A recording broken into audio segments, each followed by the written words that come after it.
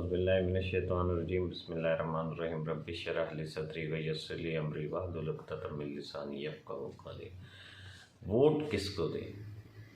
आज हमारा मौजू है, क्योंकि आज 8 फरवरी का दिन है और आज पाकिस्तान में इलेक्शन हो रहे हैं और अब हमें ये तयन करना है कि हमने वोट आखिर किसको देना है। तो शरन कुरान और हदीस की रूह से हम वोट किसको दे सकते हैं। वैसे हमारे दीन में यानी इस्लाम में तो जमहूरियत का तसव्वुर नहीं है, यहाँ पे खिलाफत का तसव्वुर है। लेकिन चलें, जमहूरियत आमरीत से तो बेहतर ही होती है ना, खिलाफत नहीं सही तो जमहूरियत ही सही। आज हम ये डिस्कस करेंगे आखिर आज हमने वोट डालने जाना है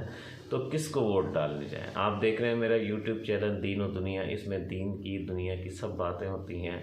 और दीन दुनिया बनाता है, ना कि सिर्फ आखिरत। कुरान ज़िंदगी बेहतरीन गुजारने के तरीके को बताता है, हर शोबे में रहनुमाई करता है और ये सिर्फ सवाब की किताब नहीं है। लोगों ने इसको सवाब की किताब बना दी है, ये दुनिया बनाती है, आखिरत तो इनाम की जगह है। तो आज हम डिस्कस करेंगे कि वोट किसको देना चाहिए कुरान और हदीस की रूह से। असल में वोट एक अपनी अमानत होता है, यानी आपकी राय होता है। जब आप किसी को वोट देते हैं तो उसके जो अच्छे बुरे अफ़ाल, वो अमाल, जो वो एक्टिविटीज़ करेगा,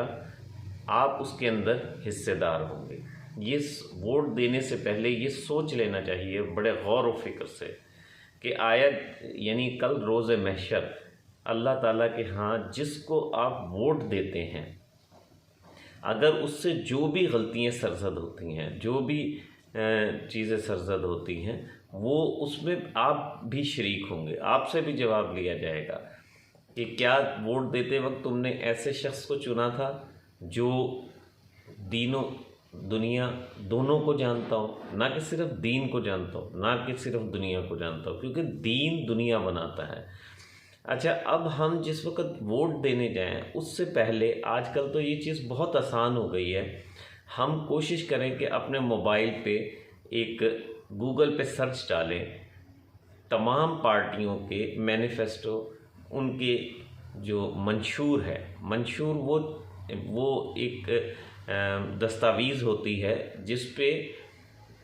जो उस पार्टी ने हुकूमत में आने के बाद जो जो इक़दामात करने हैं, जो जो काम करने हैं, जो जो एक्टिविटीज़ करनी हैं, जो जो उन्होंने अफ़ाल व अमाल करने हैं, उसका जो पेश खैमा वो होता है, यानी जो आपका मैनिफेस्टो या आपका मंशूर होता है। आप वोट डालने जाने से पहले कम से कम, आजकल बहुत आसान है, मोबाइल पे गूगल पे डालें जिस पार्टी को आप समझते हैं कि उसको हमने डालना चाहिए, हमें उसको वोट डालनी चाहिए, उसका मंशूर पढ़ें। आया कि उसका मंशूर कितना दीन से करीब है, उसका मंशूर में। अच्छा,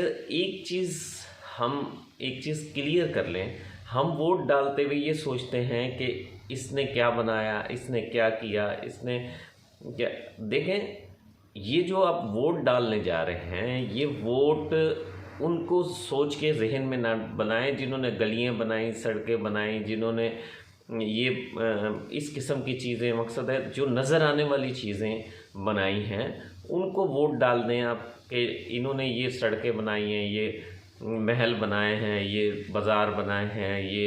ये चीज़ें। यानी ये एक एमएनए का काम नहीं है, ये एक वज़ीर आज़म का काम नहीं है। वोट डालते वज़ीर आज़म का, एमएनए का या पार्लियामेंट का, चाहे वो सूबाई असम्बली हो चाहे कौमी असम्बली हो, उनका काम होता है कानून बनाना। ऐसे कवानीन मुरतब किए जाएं कि जिनको फॉलो करके अगर कोई ठेकेदार गलत सड़क बनाए तो उसे सज़ा दी जा सके,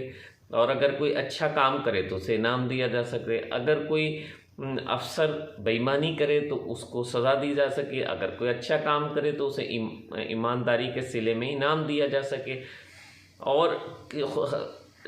कोई शोबा, पहले तो आप ये तयन करें, पहले तो आप, आजकल इतना आसान हो गया है, मोबाइल हर बंदे के हाथ में है, गूगल पे जाएं आप, उसके ऊपर सर्च मारें कि हमारे मुल्क के मसाइल क्या हैं। हमारे मुल्क, वैसे तो हम सबको वो मसाइल पता हैं, तो लेकिन जब हम उसको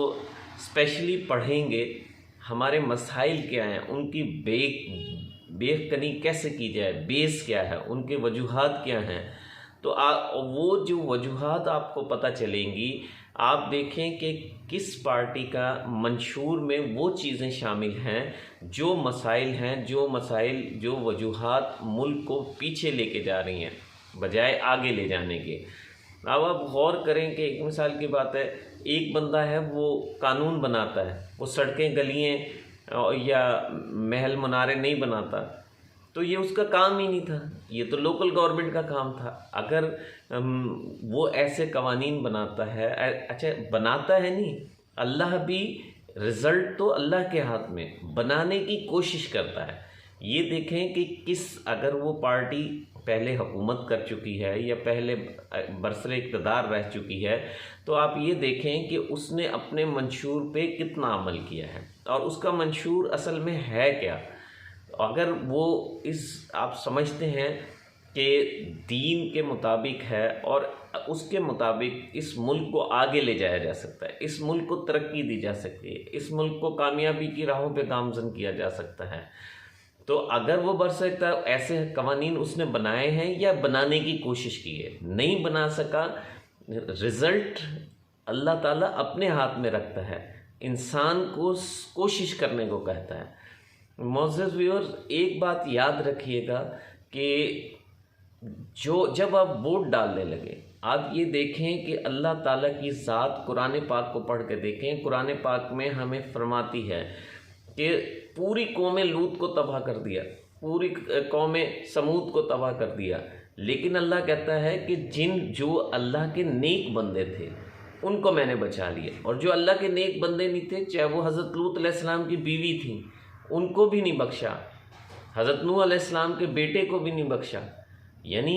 हर बंदे, लहा मा कसबत अलैहा मक्तसबत, हर बंदे ने अपने किए का जवाब देना है।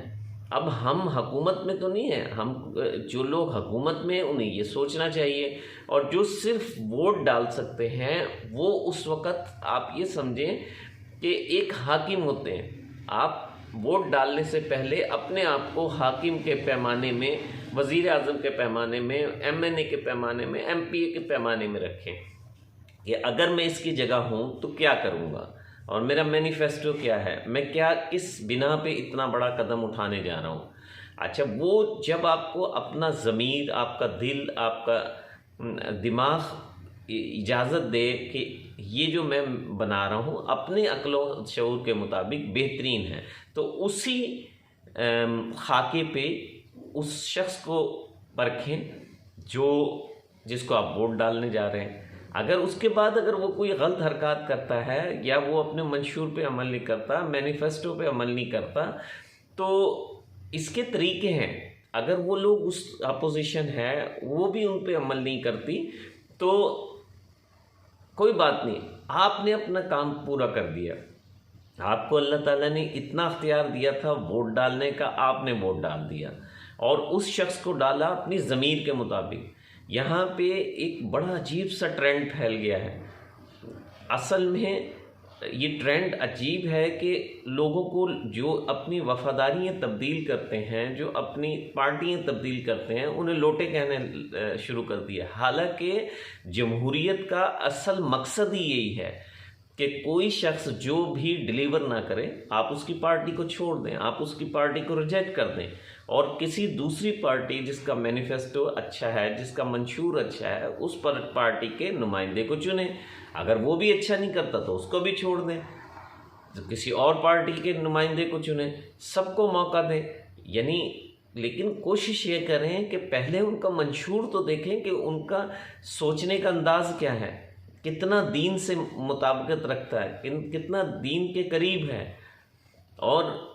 दूसरी बात यह कि जो एक इमाम की खसूसियात हैं वही एक लीडर की खसूसियात है, वही एक हाकिम की या इस्लामी खलीफा या वज़ीर आज़म या सदर उसकी खसूसियात है। यानी एक मिसाल की बात है, अल्लाह ये हदीस में इसका वजाहत ये मिलती है, सबसे पहले इमाम उसे चुनो जो तुम में सबसे ज़्यादा अमल में ज़्यादा है।